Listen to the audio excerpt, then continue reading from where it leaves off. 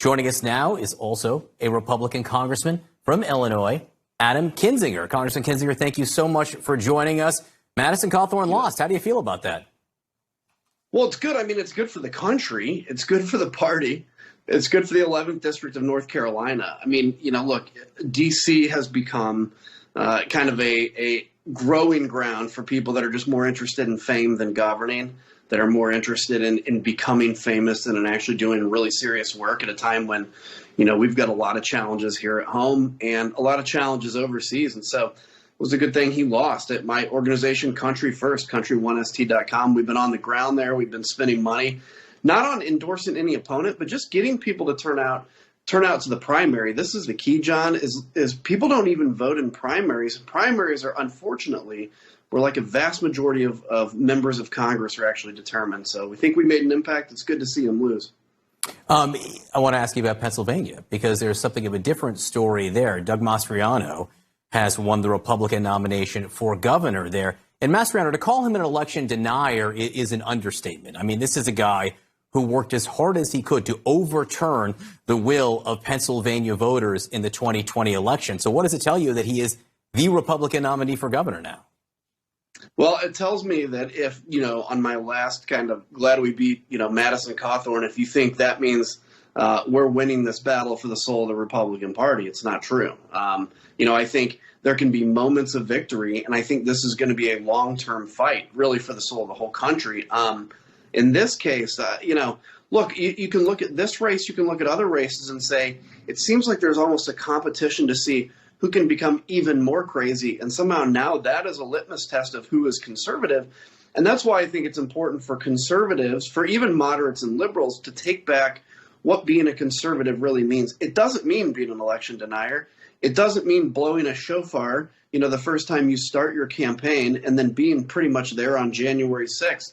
Being a conservative, we all know what it used to mean. It means you want to spend a little less money and empower people. It doesn't mean you deny elections. So, look, this will be a long-term fight for the soul of this country, and particularly the soul of the party.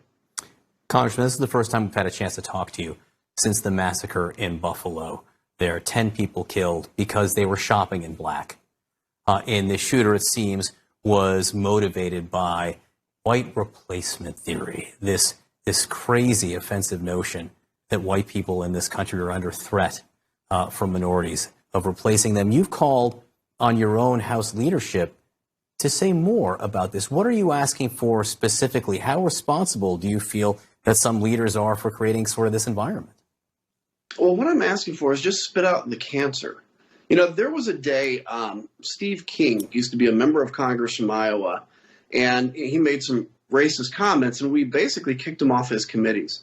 Today, people like Marjorie Taylor Greene, people like Matt Gaetz, Mo Brooks, the folks you think about, they are almost leading. Well, I would argue that they are leading the Republican caucus. And so Kevin McCarthy, Elise Stefanik, instead of leading, as their title, leadership, should suggest they do, they basically are tolerating this all in the name of hopefully I become speaker someday. And what happens, John, is did they pull the trigger? No. Did they call this guy up and tell him to do it? Of course not. But when we as a party or a movement, or people like, frankly, Tucker Carlson, throw out these theories, or just fish in the waters of white replacement theory, or echo some of those kind of fear-based things, you can't be surprised when some people take that to the level of going and massacring people. You just can't. You can't fundraise, you can't feed, you can't live on fear, because eventually you're going to create fearful people, and fearful people can do really bad things. And I think that's what we saw in Buffalo. Liz Cheney, your colleague who sits on the January 6th committee, your fellow Republican, she put out a pretty strong statement condemning sort of House leadership in this. Look, what's amazing, John, is she got kicked out because she wanted the truth about January 6th. She got kicked out by Kevin McCarthy and replaced by Elise Stefanik. Elise kind of was playing with this great replacement theory in some Facebook ads. I haven't heard a word from Kevin about this. I mean, this is where we're at. And I think, look, as a party and as a country, you got to look back and say, I mean, really, is this what we want to be? We can't talk about Ronald Reagan and then peddle in dark fear. We've got to lead people. We have to be light. And I'll tell you, I'm very worried about where we are.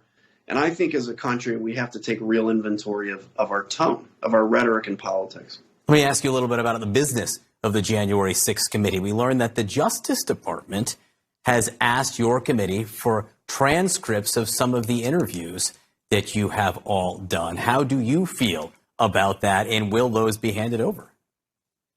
Well, I think the chairman recently addressed this, and I'll defer specifically to his words, but I think they were along the lines of, look, we're not going to specifically turn it over to the Department of Justice. There's some issues there, but we're certainly going to find ways to make sure they know what is in the material, that they get the answers they need. I'm in line with cooperating with DOJ 100%.